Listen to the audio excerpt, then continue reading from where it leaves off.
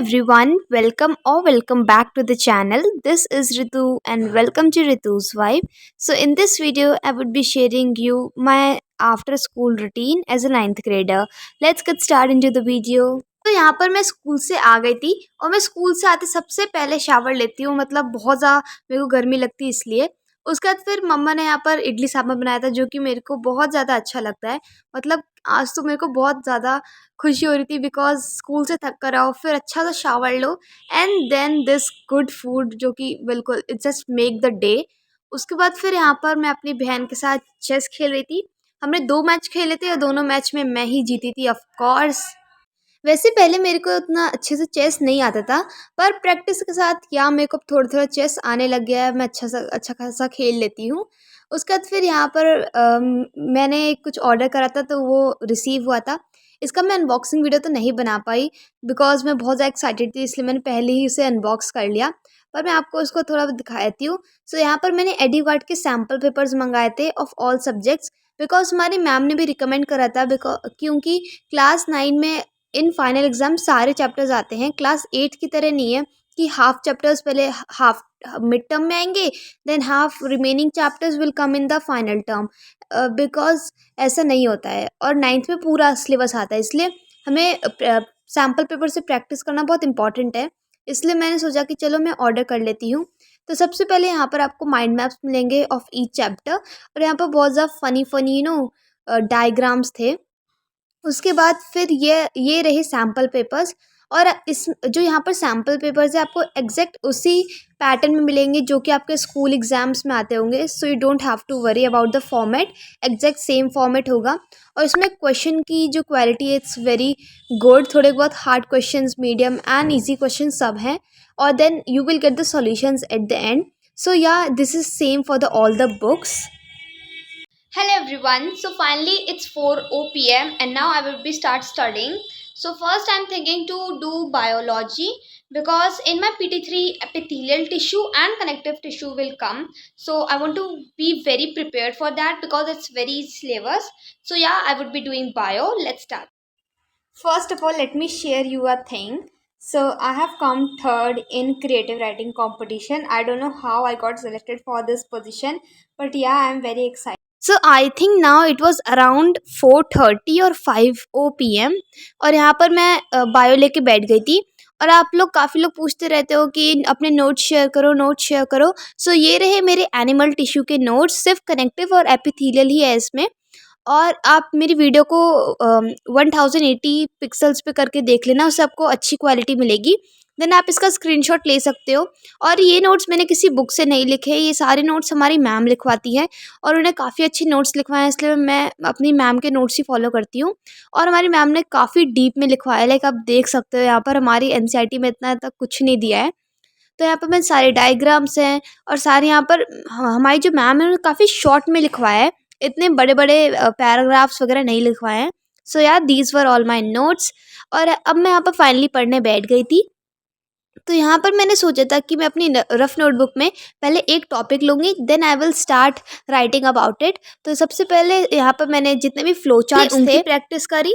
तो यहाँ पर मैं सारे उनके नेम्स लिख रही थी बिकॉज अगर हम आई थिंक एग्जाम में फ्लो चार्ट भी बनाते हैं तो यहाँ आपको थोड़ा मार्क्स मिल सकते हैं। तो पहले आप फ्लो चार्ट बना दो, फिर उसमें जो जो पॉइंट्स कहा है कि एक्सप्लेन कर दो उसको, फिर डेफिनेशन में एक्सप्लेन कर दो। तो यार इससे मेरे को लगता है कि फुल मार्क्स मिल जाएंगे। सो यहाँ पर मैं उसकी सारी प्रैक्टिस कर रही थी। उसके बाद फिर मैंने सोचा था कि पहले मैं एक एक टॉपिक कर लेती हूँ, फिर उसके मैं खुद से पॉइंट्स लिखूंगी। फॉर एग्जांपल यहाँ पर मैंने सबसे पहले ऊपर एपिथेलियल टिश्यू लिखा, फिर उसके मैं पॉइंट्स लिख रही थी कि ये किस किस चीज़ों में हेल्प करता है, फिर इसका फंक्शन क्या है। सो या और यहाँ पर मैंने स्टिकी नोट्स पे एक कुछ पॉइंट्स वगैरह लिखे थे कि एपिथेलियल टिश्यू में जो different types of epithelial tissue है वो कहाँ कहाँ प्रेजेंट है, बिकॉज इसमें थोड़ा सा मैं कंफ्यूज हो जाती हूँ।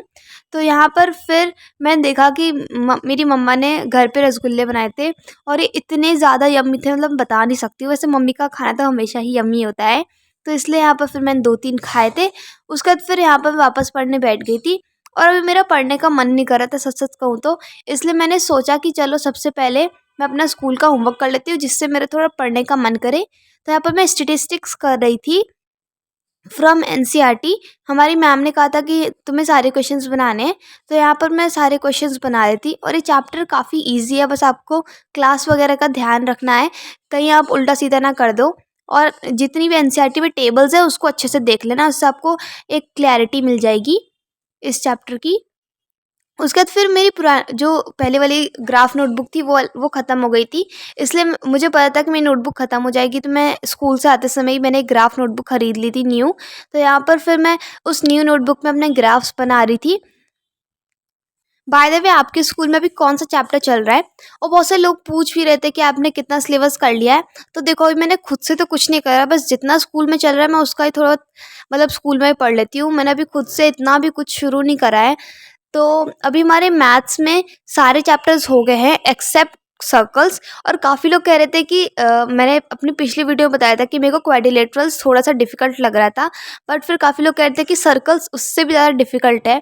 तो इसलिए अब मैं सबसे पहले अपने क्वाड्रिलेटरल्स को स्ट्रॉन्ग करूँगी, देन फिर मैं सर्कल्स पढ़ना शुरू कर दूँगी। बिकॉज़ अगर ये मतलब सब लोग कह रहे तो ऑफ कोर्स थोड़ा बहुत हार्ड हो सकता है। बाकी इंग्लिश में हमारा अभी चल रहा है the last leaf from moments book. और हिंदी में अभी हम पढ़ रहे हैं रीढ़ की हड्डी from Kritika. Then coming to science, chemistry में अभी हम एटम्स एंड मॉलिक्यूल्स कर रहे हैं। और हमारा बायो का तो जितना PT3 का सिलेबस था उतना हमने कर लिया। और देन फिज़िक्स में अभी हम कर रहे हैं energy. Then coming to SST, history में हमने अभी रशियन रेवोल्यूशन कंप्लीट कर लिया है। सिविक्स में अभी हम जो है ना वर्किंग ऑफ इंस्टीट्यूशन चैप्टर वो कर रहे हैं। देन इकोनॉमिक्स में अभी हमने वल्नरेबिलिटी ग्रुप्स है, वल्नरेबल ग्रुप्स हमने वहीं तक करा है। और ज्योग्राफी अभी हमने उतना शुरू नहीं करा, बस अभी हमें फैक्टर्स पढ़े हैं। सो यार, दिस वाज द सिलेबस जो कि मैंने अभी स्कूल के हिसाब से हो रहा है। अभी मुझे खुद से भी इन सबको पढ़ना शुरू करना पड़ेगा, जितना भी था ये सब स्कूल का था।